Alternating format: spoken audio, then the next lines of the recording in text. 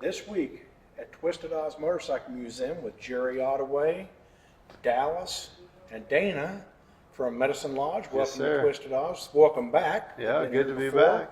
Jerry, what do we have today? We've got a 1929 Super X hill climber.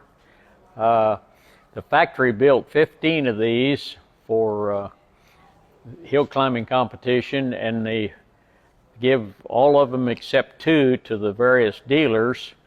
The factory riders was Gene Ryan and Joe Petrelli, and this was Gene Ryan's motorcycle. When we restored it in the 60s, we hauled it to California and had Gene identify the motorcycle. He wrote a letter saying it was his motorcycle. If you notice, the engine has moved forward, and they did that. Gene did that so he could keep weight on that front wheel. The hill climbs used to draw 10, 15,000 people. It was a big deal. Joe Petrelli was the co-pilot on the Spruce Goose with Howard Hughes. Oh, really? So these two guys were really up and popular. We restored it in the 60s. You can ask me on where I got it, or Now, did you ever take it to a hill climb? never did. Hill climbing is kind of over with this time. So is it just mainly in California that they were doing their No, thing? they did it all over the United States. Really? Yeah. Yeah.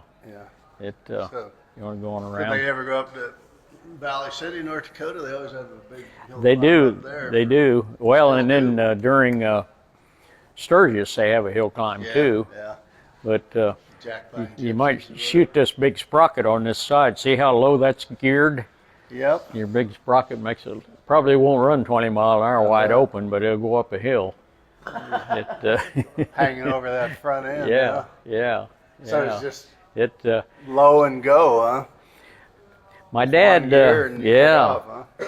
my dad knew the guy that owned this one, and he also owned a flat tracker, Super X, we have over on the other side of the building there. The guy passed away, and they were having a garage sale, and the guy that owned them had taken the engines apart, everything on both bikes, and he had all the parts piled up out in the front yard.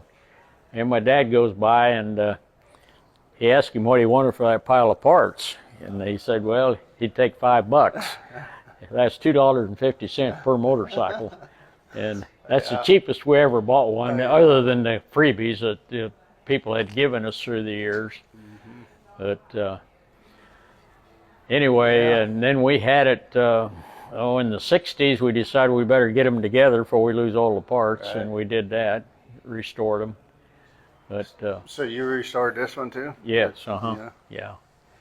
You just got a shop there at your house you do all this stuff in, or what? Well, various shops through the years. Yeah, we all had building behind our house, and so that it worked out real good. Anything too high tech. We've done about 40 motorcycles, my dad and I, through the years.